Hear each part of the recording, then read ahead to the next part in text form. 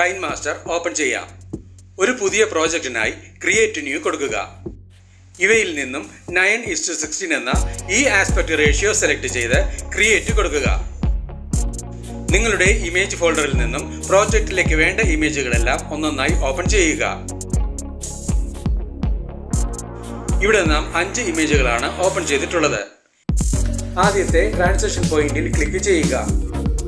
Portrait film എന്ന ഈ ഒരു എഫക്റ്റാണ് ഈ എഡിറ്റിംഗിനായി ഉപയോഗിച്ചിട്ടുള്ളത്.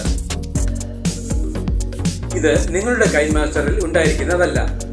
ഈ ഗ്രാഫിക്സ് ഇൻസ്റ്റാൾ ചെയ്യുന്നതിന് നിങ്ങളുടെ ഫോണിൽ നിന്നും പ്ലേ സ്റ്റോർ ഓപ്പൺ ചെയ്യുക. സെർച്ച് ഇവിടെ ക്ലിക്ക് ചെയ്യുക.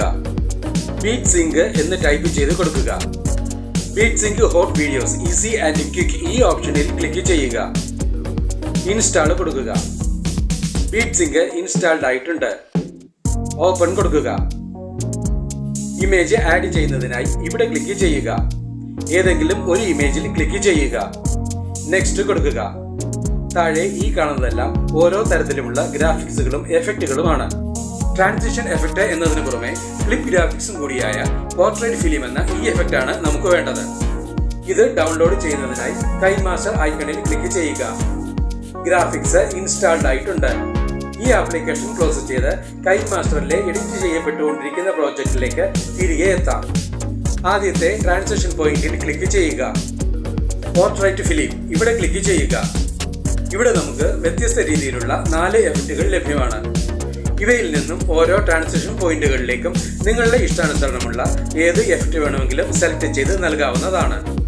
എല്ലാ ട്രാൻസിഷൻ പോയിന്റുകളുടെയും ആനിമേഷൻ സ്പീഡ് 1.5 തന്നെ ആയിരിക്കുന്നതാണ് നല്ലത്. ബാക്കിയുള്ള എല്ലാ ട്രാൻസിഷൻ പോയിന്റുകളിലും ഒന്നൊന്നായി ക്ലിക്ക് ചെയ്ത് പോർട്രേറ്റ് ഫിലിമിൽ നിന്നും നിങ്ങൾക്ക് ഇഷ്ടമുള്ള എഫക്റ്റ് നൽകുക.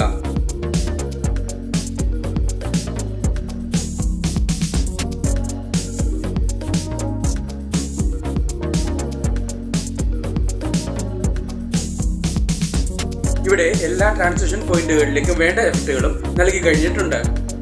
ആദ്യത്തെ ഇമേജ് ലെയറിൽ ക്ലിക്ക് ചെയ്യുക. ക്ലിപ്പ് ഗ്രാഫിക്സ് സെലക്ട് ചെയ്യുക.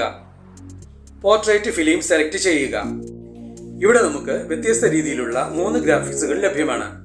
ഇവയിൽ നിന്നും ഓരോ ഇമേജുകളിലേക്കും നിങ്ങളുടെ ഇഷ്ടാനുസരണമുള്ള ഏതൊരു ഗ്രാഫിക്സ് വേണമെങ്കിലും സെലക്ട് ചെയ്ത് നൽകാവുന്നതാണ്.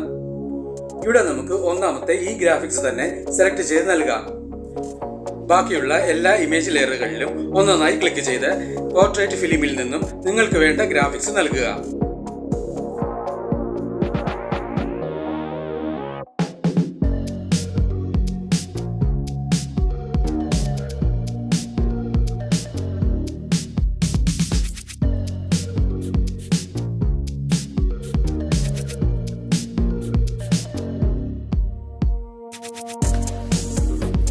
ഇവിടെ എല്ലാ ഇമേജുകളിലേക്കും വേണ്ട ഗ്രാഫിക്സുകളും നൽകി കഴിഞ്ഞിട്ടുണ്ട്. ഈ ഓഡിയോ ഓപ്ഷനിൽ ക്ലിക്ക് ചെയ്ത് വീഡിയോയ്ക്ക് വേണ്ട ഒരു ബാക്ക്ഗ്രൗണ്ട് മ്യൂസിക് സെലക്ട് ചെയ്യുക. ഇവിടെ നമുക്ക് ഈ മ്യൂസിക് സെലക്ട് ചെയ്യാം. ഈ പ്ലസ് സിംബലിൽ ക്ലിക്ക് ചെയ്ത് സെലക്ട് ചെയ്ത മ്യൂസിക് ടൈം ലൈനിലേക്ക് ആഡ് ചെയ്യുക. ഈ ഓഡിയോ ലെയറിന്റെ ഡ്യൂറേഷനും മുകളിലത്തെ ലെയറുകളുടെ ഡ്യൂറേഷന് സമമായി അഡ്ജസ്റ്റ് ചെയ്ത് വെക്കുക.